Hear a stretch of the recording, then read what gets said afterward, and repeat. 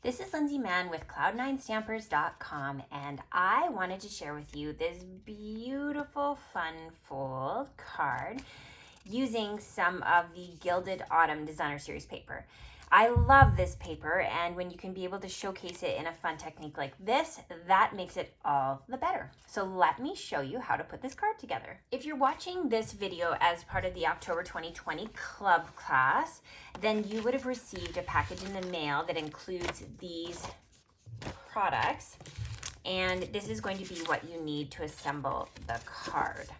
This cardstock has been cut at 4 1/4 by 11, and it's scored at 5 1/2 inches and 1 1/4 inches, and that gives you the fold out that we need. So you can see we're going to be adding some Designer Series paper to the fold and then adding a little insert here, and that's what this is for.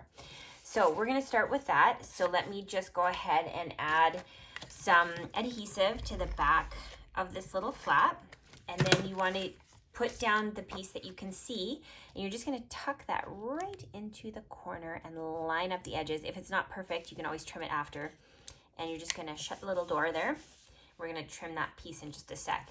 And then same with this, you can go ahead and add your adhesive to the back, and then we're going to open this up and just layer this adhesive in here. So I'm using the mini trimmer, and I'm just going to go ahead and press that down, and that cuts off that little piece to make it look just perfect.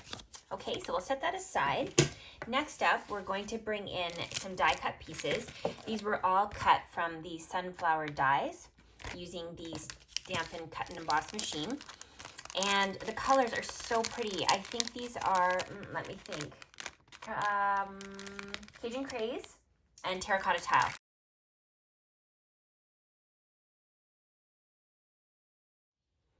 So you might need to use your take your pick tool to just poke out some of the pieces that are still there from the cutting. You can just go ahead and remove those. Same with the leaves, you can just pop those out. And then you're going to bring in mini dimensionals to add to the center of the flower. So just below where those little circles are that you popped out, you're going to add a handful of mini dimensionals. Okay, so once you have the backings off, then you're going to line it up. And this is probably the hardest part of this card, is trying to figure out how to line this up. It's not vital, but if you want to make sure it's lined up, look for some of the things that have obvious direction. So these two petals are going in that direction. So you look for those ones on the cutout and then line it up like that. And so we're just going to go ahead and press that down. Just like that. Ooh, I love those colors together. Okay, next we're going to bring in your bigger dimensionals, and we're going to throw one into the center of the flower. I kind of wanted this to look like a Gerber daisy, so that's why I chose these colors. And then you're going to go ahead and adhere the leaves straight to the back.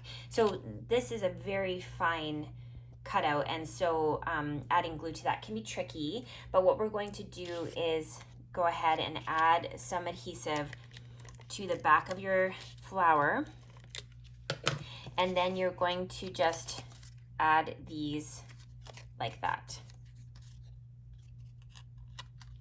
So now the flowers are sticking out like so. The next thing you're going to do is bring back in your card, and you want to make sure that you put dimensionals only on the half that's going to be sticking here, not the half that folds up. So we'll bring in our bigger dimensionals, and we're going to go ahead and just add them onto half of the sunflower. And I like to put a dimensional over top of the leaves. That just helps to give some extra security that it's not going to pop off. So we'll go ahead and remove the backings.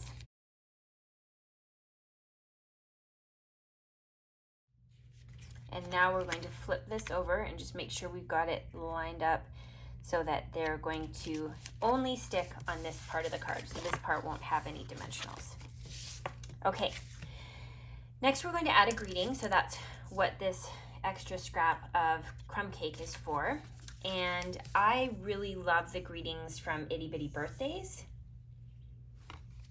It looks like this. It's a great all-around set. So if you're looking for a great birthday greeting set, this is a great one to go with. I'm using Early Espresso ink, and we're going to go ahead and ink up Let's Celebrate You. If you make a mistake, you can always flip it over. And then we're going to bring in our snips, just cut off the excess and cut into the center. And then from the corners, you're going to meet up where you've made that cut mark so that you can make a more or less even flag on the end of your greeting.